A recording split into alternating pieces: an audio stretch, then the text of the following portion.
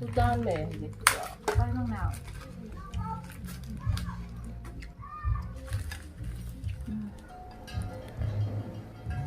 ถ้าบ่ทันสุกเฮาก็สิต้มต่อนะมาเด้อทุกคนมากินข้าวต้มนำกันเนาะ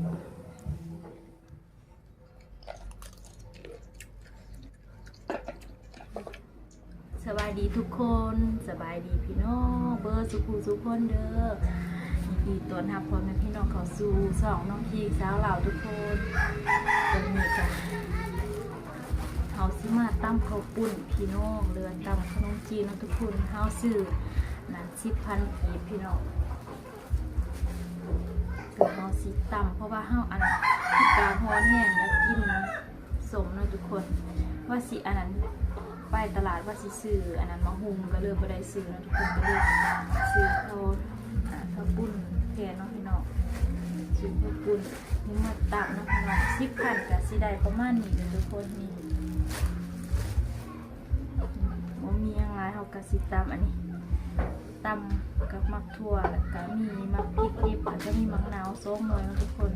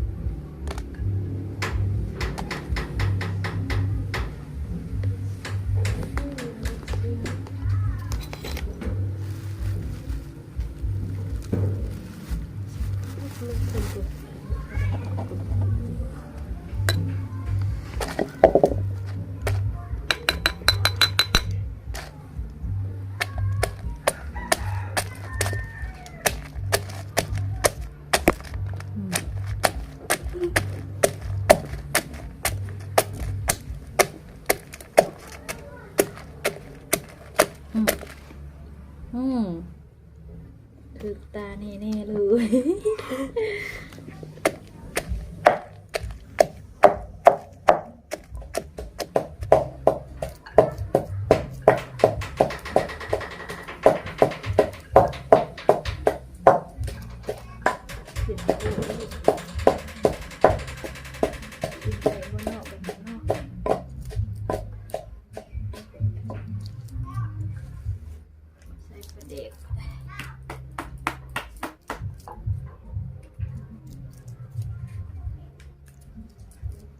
พูดจริง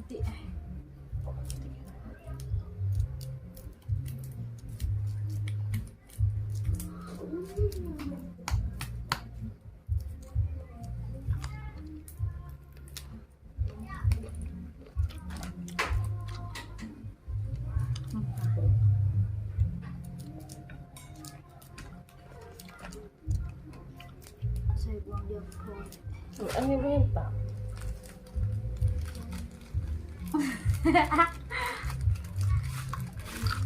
그다음에 이제 빨강 나오.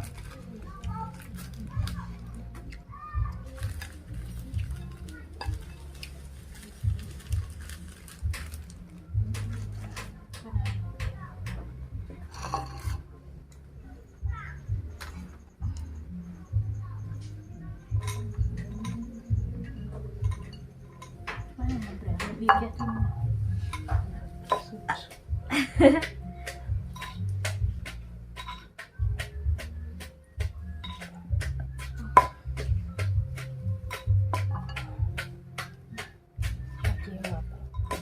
Muy amin. Amin.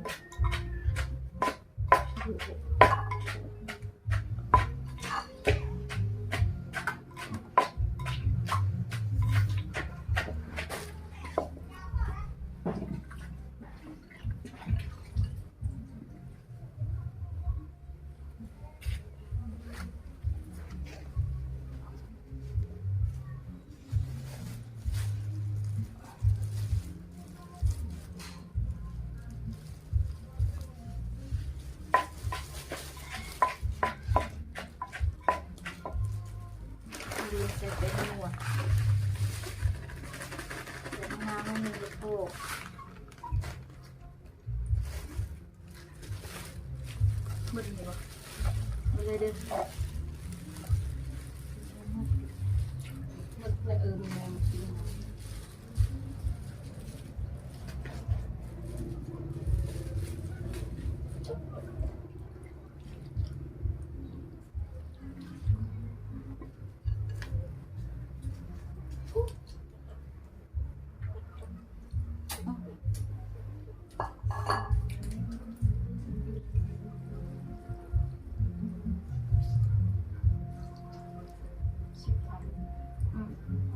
ปุ้นเวีย10,000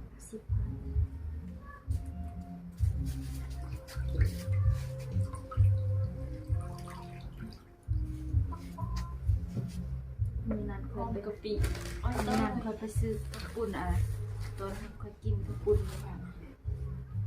เวียดอันนั้นจะเพิ่งไปใส่หรอกเป็นว่าแบบฉันจนนางบอกเดี๋ยวบ่ซื้อน้ำข่อยเดี๋ยวบ่ซื้อน้ำข่อยข่อยจนคายโลสิคาย ข่อยก็รู้10,000คือกันข่อยก็บอกชนะไม่เศร้าอันไปซื้อไปตายไปเลยไปซื้อน้ำอีตาหอนเด็ก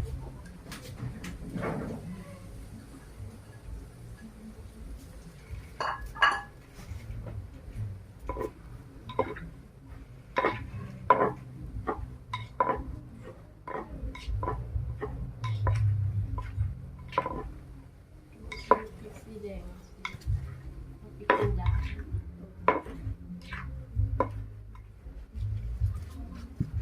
คนนี่เลย ไม่ทราบ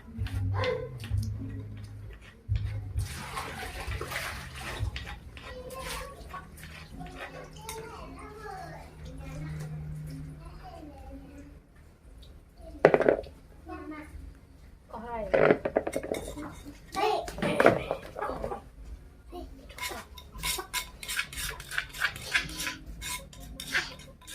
มองกะปิเอ๋เอา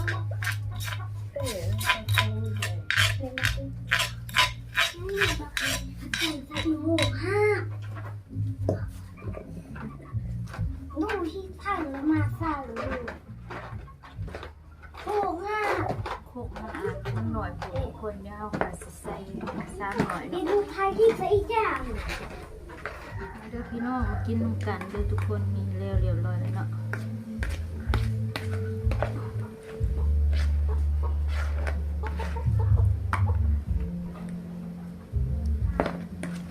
อันนั้นบ่ได้ซื้อมักเล่นทุกคน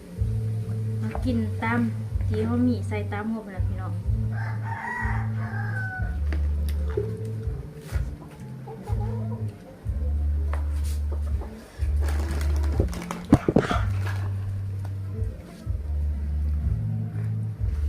มาเด้อทุกคนเด้อ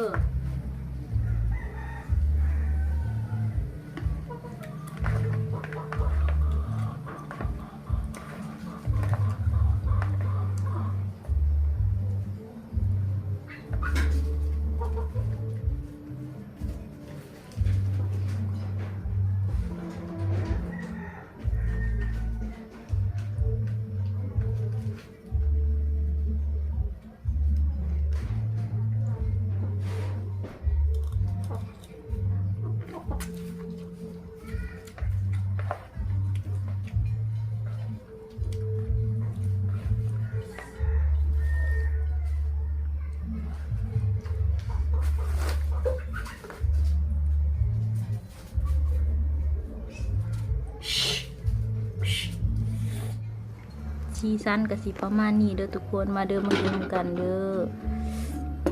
มันอันนี้มาจากพี่น้อง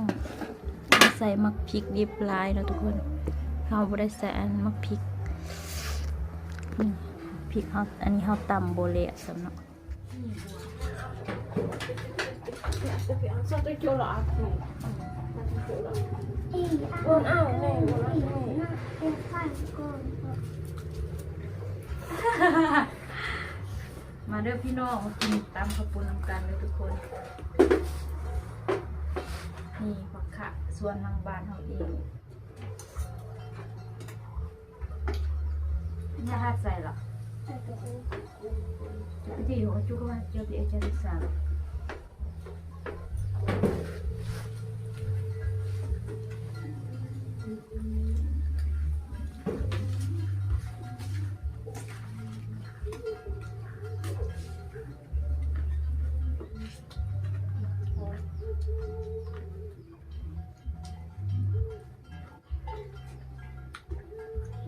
ขึ้นไปนะ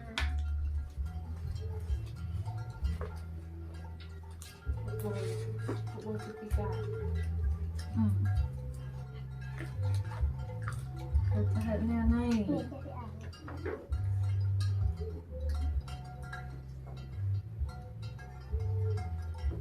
หัว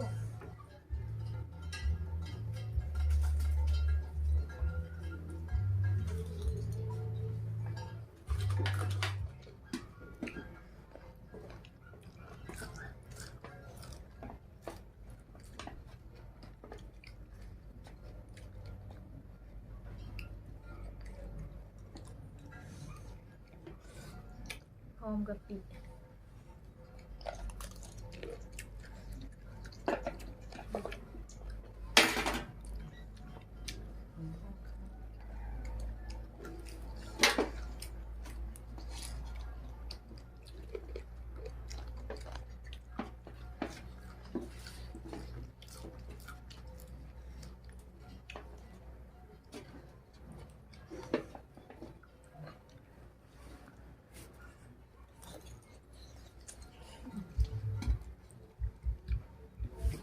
หยอดหยอดกระถิ่นเลยมีหยอดเดียว เป็นโต๊ะเหรอคงพอเอาเดี๋ยว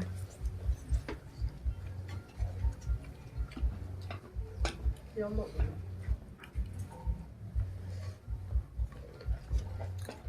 เราใส่เขาเรียกว่าช่วยนะ ก็มีอีก น้ำเผ็ดยังเป็นหน่วย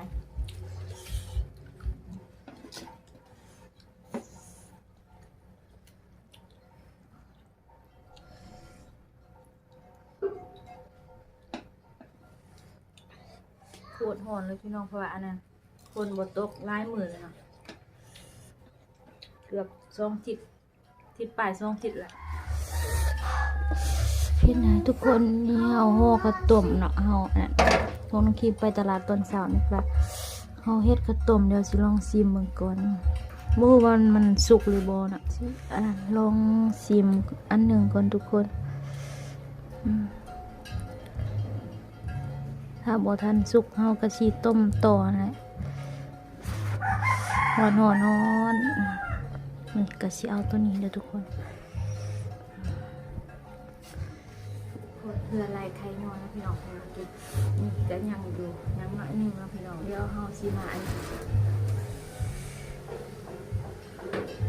มาเบิ่งว่ามันสุกแล้วหรือบ่ทุกคน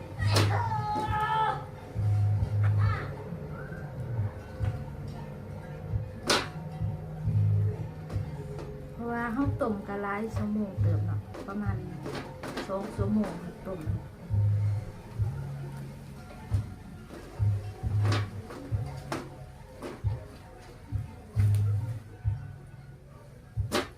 พวกน้องสาวเดี๋ยวจนพวกน้องสาวพิมพ์เฮ็ดความยาวเนาะพี่ความยาว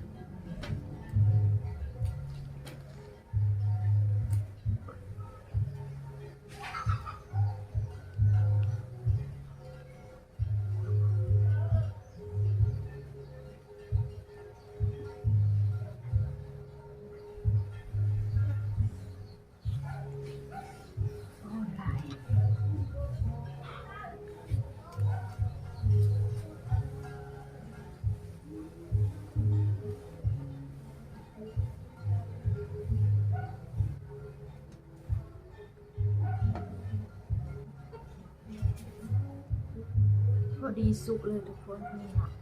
เอาเฮ็ดอันนั้นใจมักทุเรื่องเลยทุกคน มาจ้าลองชิมข้าวต้มเช้าลาวนะพี่น้องว่ามันสิแซ่บบ่เนาะ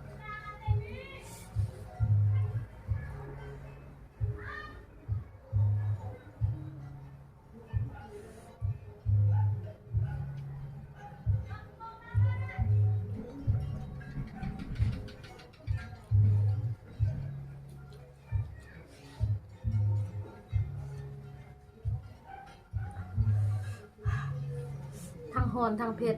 เข้ากันเลยทุกคน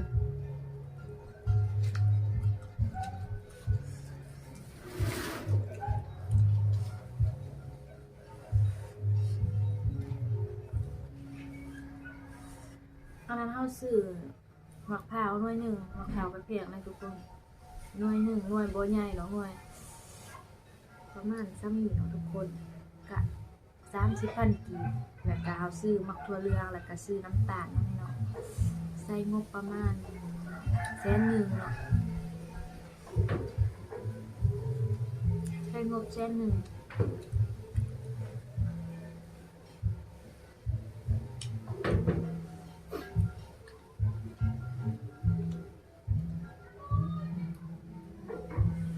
ทุกคน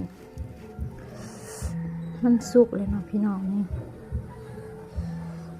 มาเด้อทุกคนมากินข้าวต้มน้ำกันเนาะแซ่บๆพี่น้อง